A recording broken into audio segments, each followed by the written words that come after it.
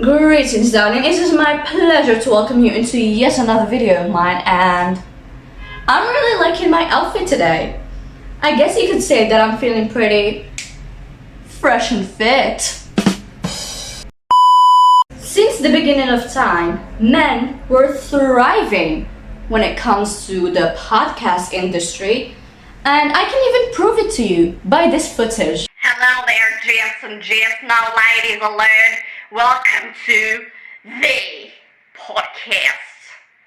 Today I'm joined by my friend Bartholomew, and we will be discussing the topic of women and books. Educated or witches? Bartholomew, what do you think? Witches. Oh, absolutely deserve to be burned to a stick. Agreed. Yeah. Affirmative. Yes. Affirmative, yes. You get the point. And today we will be looking at a present day example of this podcast hosted by men, obviously, and it's called Fresh and Fit, if you couldn't tell from the title and the pun, the really terrible pun I made at the very beginning. Anyways, let me ask you now a question. Are you a woman? Are you perhaps in school? Or maybe you're an adult woman who doesn't go to school anymore because she already got her degree, she got a job, she maybe runs a business, something like that. Do you consider yourself smart?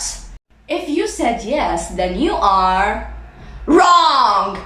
Smart women do not go to school. Smart women do not discuss their opinions. They just submit to the opposing gender and shut their mouth. When I say dumb, because a lot of girls will say, "Oh, this girl's stupid," and it's because the woman is compliant. A lot of women like look at a woman that's submissive or compliant, and they're like, "She's it's dumb, yeah." Because she can't formulate her own ideas, or she just follows anything he says. No, I think that woman's extremely intelligent because she understands the dynamic between the two. She could communicate. I think the women that don't comply and the women that want to combat you or want to challenge you or argue with you, those are the stupidest ones. I've just noticed in my experience, and maybe this might not be true all the time, but typically the most educated women are the ones that are the most combative and rambunctious, etc., and don't want to necessarily follow you because they think, well, I'm smart and I'm equal to you. Okay, first of all, if like you are a housewife or if you want to be a housewife, that is totally up to you, as long as you're happy, as long as you're comfortable, as long as that was a choice that you made, then go for it. And second of all, he's right.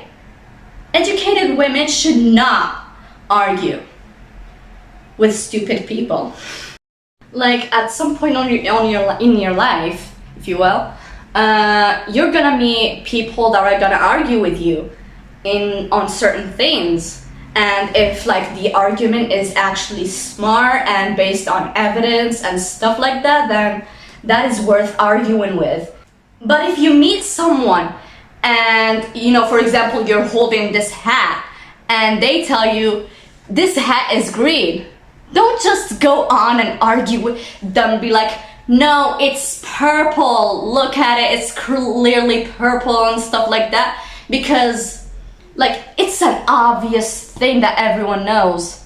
Unless you're blind or colorblind, then you can be excused. But I'm like talking about a person with perfect vision and perfect color vision. If they tell you that this is green when it's clearly purple, then you don't have to be like, no, it's purple, it's stuff like that. Just let them believe what they want to believe. Okay, so here's some advice for women. And it kind of dovetails into what you're talking about. Is women don't understand the sacrifices that men have to make to facilitate their reality. Another quote from my very first book here.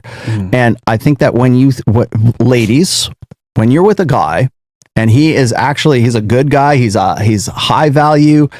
He's the guy that other men want to be and other women want to fuck. He's that guy, and you have genuine desire for him. He's the guy whose babies you want to have. If you have that guy in your life, understand this: for him to commit to you is a high risk, high stake decision. Here's a life lesson for you. If someone is giving you information and the source of information is just a book that they wrote and they have no evidence of that information other than, you know, their perspective on things, then no, don't.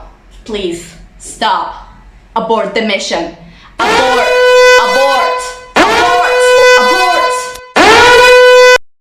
And also when you tell ladies to, that like if a high value man commits to them, it's a high risk, blah blah blah. What are they supposed to do in that situation? Become a money fountain? Gold? Hey honey. Yes. When are you gonna go to the bath? Not now. Okay. Hey honey. Yes. When are you gonna go to the bathroom?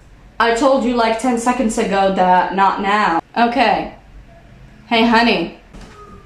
I'm going to the bathroom now.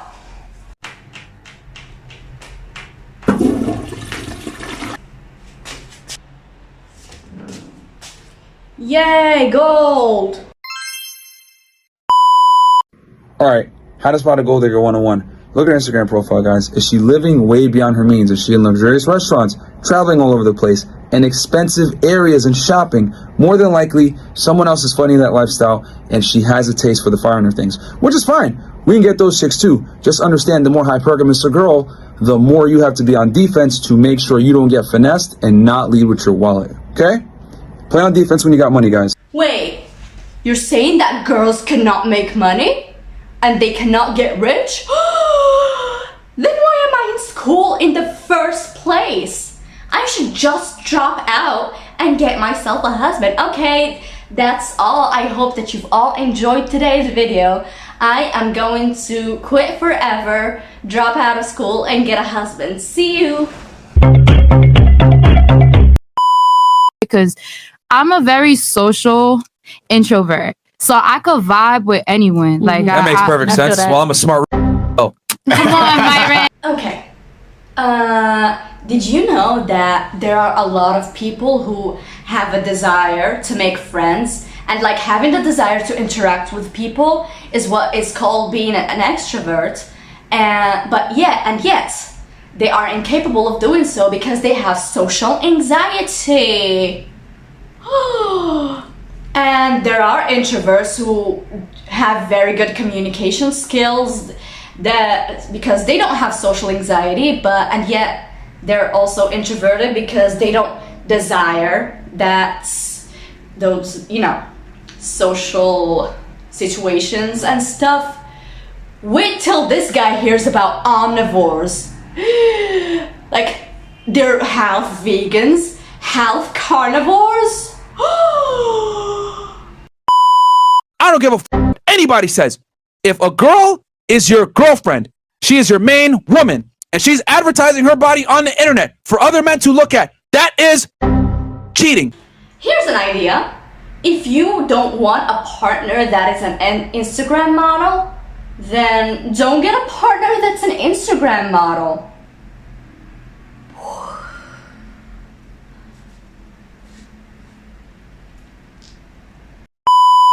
Alright, the age-old question. Why do girls like bad boys? Guys, it boils down to one thing.